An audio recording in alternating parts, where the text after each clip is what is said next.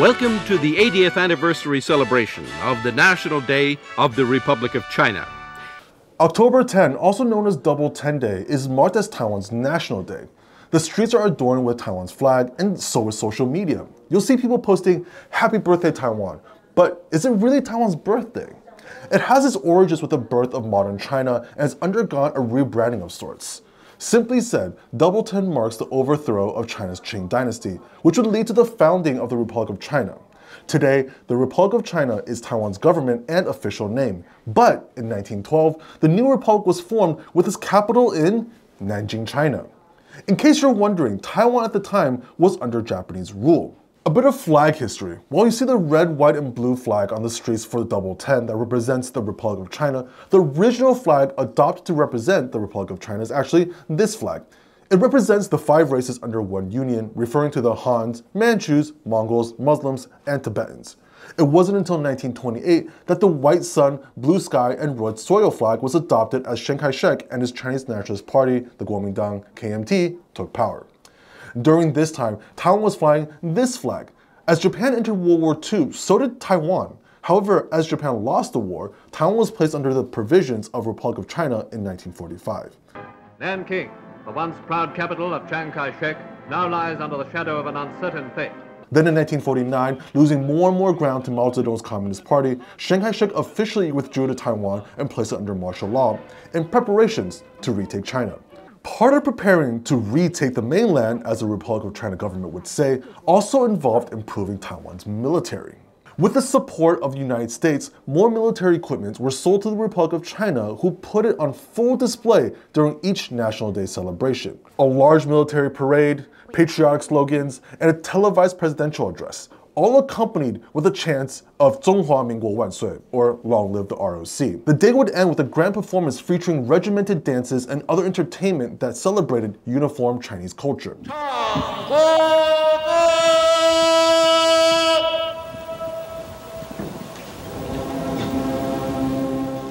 But as decades passed, the ROC's return to the mainland seemed less and less likely, and the beliefs of people governed by the ROC also started to change.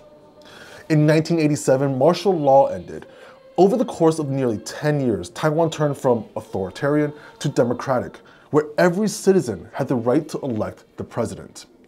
The last military parade was during this transition in 1991.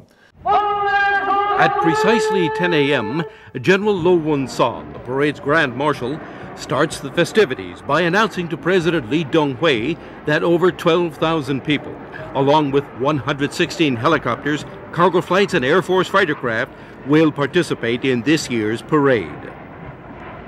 It wasn't until 2007 that Taiwan's first non-KMT president, Chen Shui-bian, brought the military back out, but this time as a demonstration of self-defense rather than military might. 今天台海的问题不在于台湾的自由民主与人权，而在于中国的极权。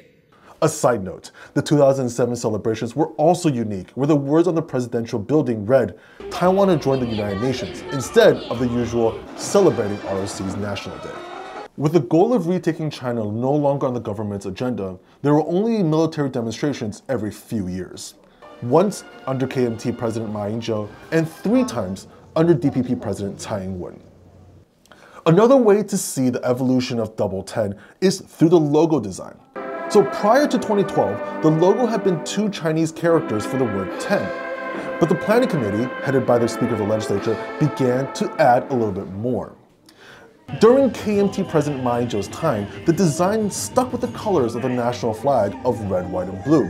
When the party changed and DPP President Tsai Ing-wen took office, along with the DPP-led legislature, the design started featuring a different variety of colors. Well, not just colors. The literal words of Republic of China disappeared and were replaced with Taiwan.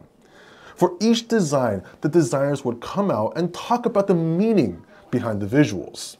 From an iconic basic weave pattern in 2017, hoping to stitch together a beautiful Taiwan, to 6 gold lines representing democracy, freedom, equality, human rights, hope, and peace. We took to the streets of Taiwan's capital, Taipei, and asked what this day meant for the everyday person.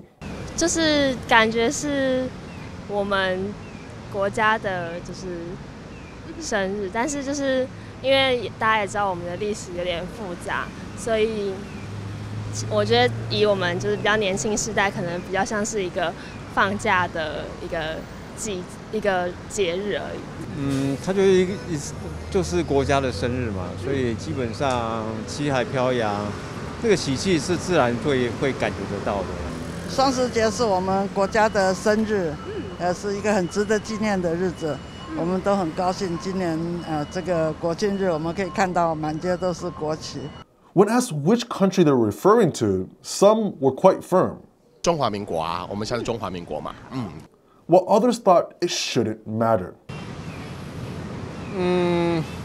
现在都流行中华民国台湾嘛，如果你一定是台湾或中华民国，把它一切为二，我是觉得不要去争那些啊。Taiwan's complex history leads to uncertainty about the meaning of the National Day. But for everyone, it is a day of joy, whether due to national pride or simply a day off.